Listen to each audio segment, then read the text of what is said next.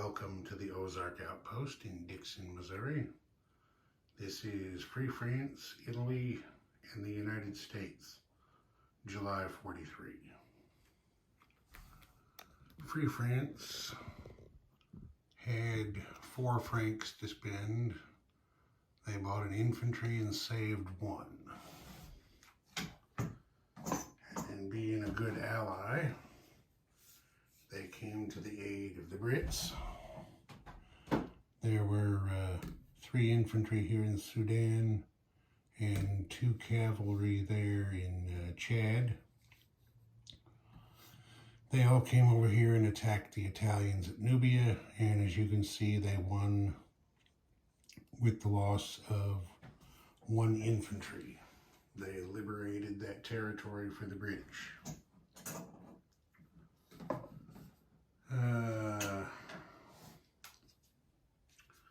And their submarine down here in the Med raided the Rome-Tripoli line again, but he missed.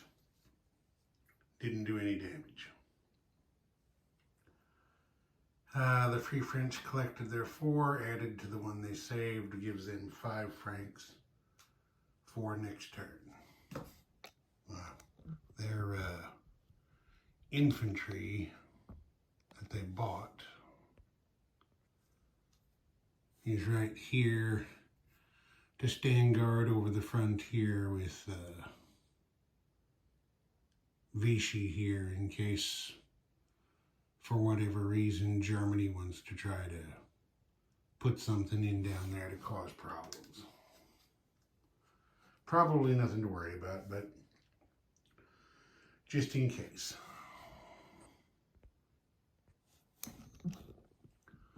Okay, then we turn our attention on the Mediterranean. Mussolini in Italy, they missed with their tech roll. They did a spy roll which missed. On their counter-espionage round, they turned the U.S. spy in Rome to a double agent. Let's see, for their build, they finished the 2 light cruisers they had on the chart, and then they built 4 infantry and 1 militia.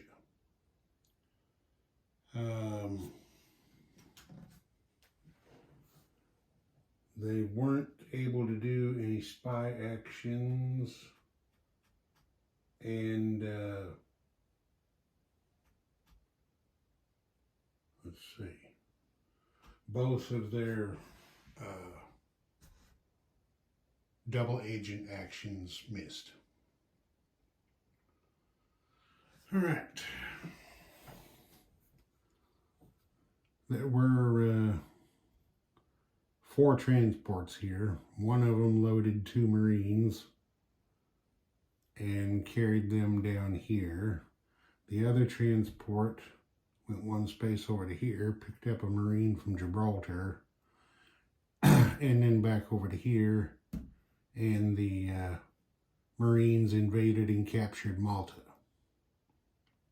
Took that away from the British. Yeah. Then the 2 destroyers that were here went along to escort the transports.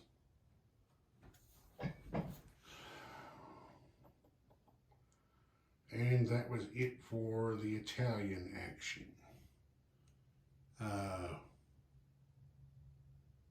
In non-combat, they moved, so what did they have there?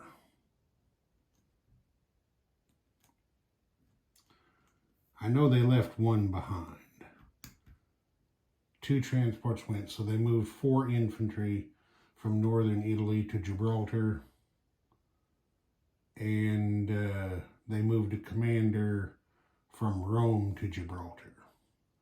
And then the fighter that had been at Rome went down here to join the boys in Western Egypt. And then, of course, their build, the infantry went to northern Italy, and Rome 2 each. The militia went to Sardinia. Okay, the Italians spent 5 oil and collected 0. So they've drawn their oil reserve down pretty low. They've got just 5 barrels left there. And long gone are the days of the Italians collecting 30 plus for their bank. Their income's down to 11. And on this round, they didn't get any bonus money, and their wartime economy roll was a 4. Well, no, they got 2 bonus money, and they rolled snake eyes. That was it. So anyway, they put 15 lira in the bank for next term. Yeah, not too good. Okay, then comes the Americans. On the tech chart, they started advanced artillery and radar at stage 1. They put a spy ring into Berlin. Their counter-espionage roll missed. For their build, they went with a B-29, a long-range heavy bomber. They went with a regular heavy bomber, a jet fighter, 2 elite Marines, 2 Marines, 3 airborne, and 2 infantry. They also spent $2 on an atomic research roll, which missed again. They're having a hell of a time trying to get that last stage of atomic research. Okay, an American spy in Berlin executed a sabotage action which did 2 damage to the German major factory in Bavaria. So, spies got down there and caused the Germans nothing more than a minor headache, but you know, little things sometimes add up to big things.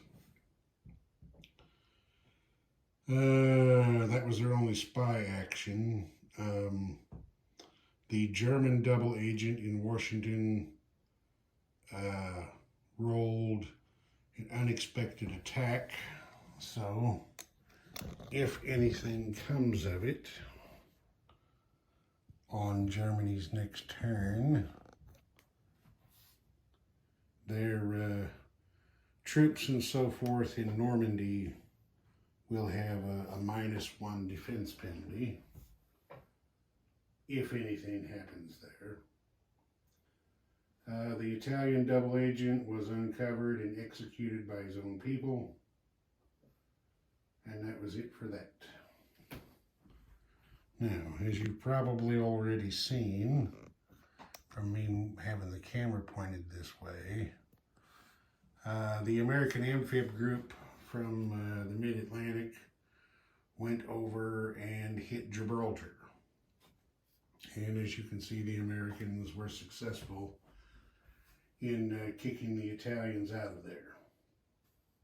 It cost them 2 Marines. That happened on the 2 first strikes from the fortification. He had killed 2 Marines there. They also lost an elite Marine and another infantry. But they've still got a few guys in there.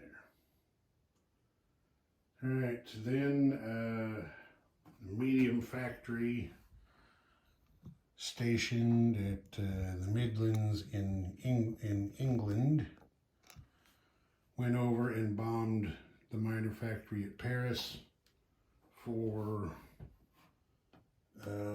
I believe it was 3 damage. Yes, 3 damage.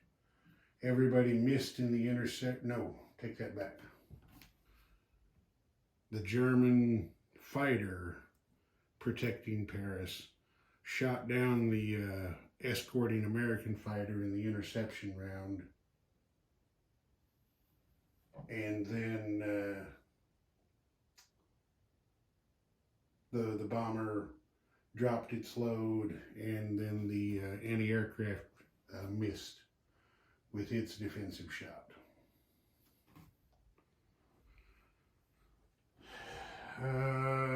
As far as non-combat moves go, the two destroyers that were out there in the Eastern Atlantic came home to protect transports.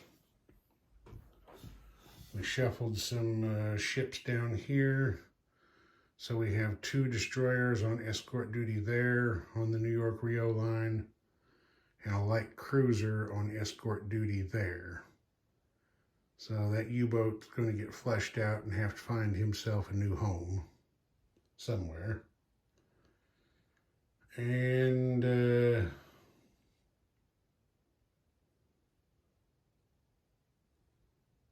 I think a destroyer went down and joined them. I don't remember, maybe not. I don't remember for sure. Then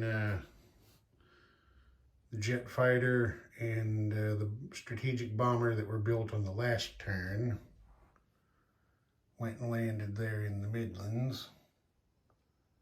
And you can see them pretty good, I think. So they'll be able to get in on the action next turn. The Americans build all went pretty much right there. The heavy bomber and the jet fighter, the Marines, paratroops. The minor factory went to Rio de Janeiro, so they can start building up some forces to expel the Germans from South America, because if they don't, that's going to cost the Americans a victory point. Over here in China, KMT had 6 to spend. They bought 2 infantry. They're not in a position right now to do very much, so they didn't do any attacks, didn't do any non-combat moves. The 2 infantry went into Nanking. All right, the Americans spent 7 oil and collected 14. Under the old version 2 rules, I seem to recall that oil expenditure and production for the United States wasn't even tracked, because they produced so much, you know, there was really no way they were going to use it all on every turn. But the version 3 rule set to we keep track and accounting of the Americans' oil. All right, between their income and bonuses and so forth, the Americans once again put $88 in the bank. KMT got 6. So that's going to be it for this one. Well, I guess I'll just give a quick look around. We haven't done that for a while. There's the west coast of the United States. There's that B-29 they built. A little bit of a transport task force. The main Pacific Fleet there at Hawaii. Not much changed. Too much in the South Pacific. We'll see what the Japanese have in mind. There's what they've got at the home islands. There's what's going on in the Far East.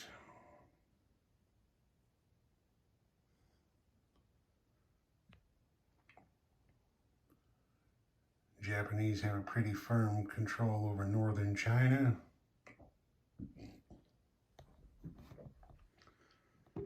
There's what the Soviets have going on in Central Asia.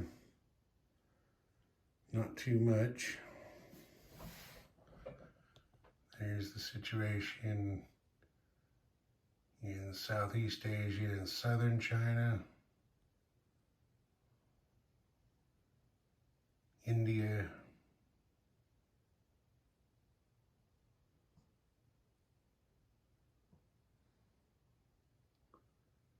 the Aussies aren't in too bad a shape right now. That'll depend on what the Japanese decide to do, though. There's things in European Russia. See a lot of Balkan crosses spread out across there. Germany's firmly in control. British are just barely hanging on in North Africa, but so far they're hanging on. They're getting a little help.